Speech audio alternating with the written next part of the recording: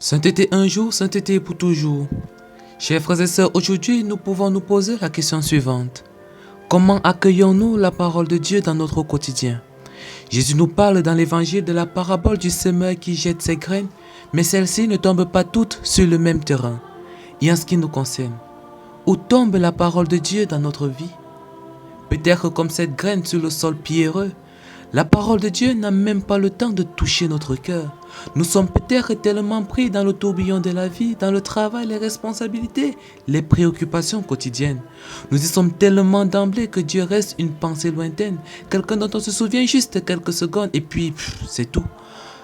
Nous entendons des discours qui parlent des vertus ou encore des homélies les dimanches, mais dès que lundi arrive, c'est fini. Les réalités de la vie nous rattrapent et nous oublions très vite ce que Dieu nous a dit dans sa parole. La parole de Dieu rebondit vraiment en nous, mais sans jamais y entrer. D'autres d'entre nous peut-être accueillent la parole avec enthousiasme, avec joie, surtout quand la vie va bien. Mais dès qu'arrivent les difficultés, dès qu'arrive le stress au travail, dès qu'arrivent les problèmes familiaux, les tensions, la parole ne trouve pas assez de racines pour tenir. Elle s'évapore dans le vent des préoccupations quotidiennes.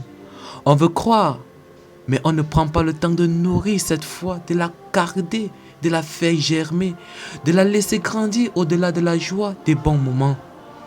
Et peut-être que d'autres, comme ces graines tombées parmi les épines, les préoccupations du monde étouffent ce que Dieu veut semer en nous. Nous nous levons le matin avec une liste infinie de choses à faire, des objectifs à atteindre, des rêves à réaliser, l'ambition, l'argent, la reconnaissance, tout cela est bien beau et recommandé même à la longue. Mais il nous accapare tellement au point qu'on devient des esclaves de cela. Et à ce rythme, la parole de Dieu ne trouve plus vraiment d'espace dans nos cœurs pour grandir, car notre cœur est trop pris par tout le reste, par les choses du monde. Nous voulons croire, mais les soucis du quotidien nous submergent. Mais ce qui est bien dans tout ça, c'est que Jésus ne nous laisse pas dans le désespoir. Il ne nous juge pas pour cela, du moins, pas encore. Mais il nous appelle vraiment à rendre notre cœur réceptif à sa parole.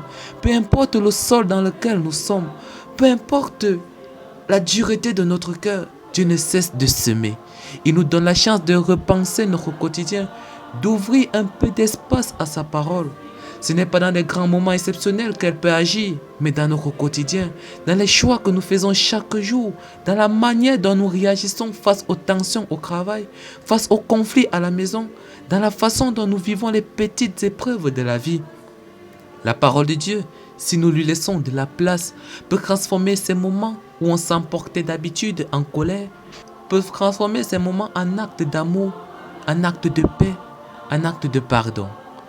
Aujourd'hui, Jésus nous invite à préparer la terre de notre cœur. Peut-être que notre sol est dur, peut-être qu'il est envahi par des épines, par des ronces, mais chaque jour est une nouvelle occasion de rendre notre cœur plus ouvert, plus réceptif. Laissons la parole de Dieu prendre racine, non seulement dans un moment de prière, mais dans chaque geste, dans chaque parole, dans chaque pensée de notre vie. Ce n'est pas un grand changement que Dieu attend de nous, mais une ouverture sincère. Un petit pas vers lui chaque jour peut sauver notre âme à la fin. Sainteté un jour, sainteté pour toujours.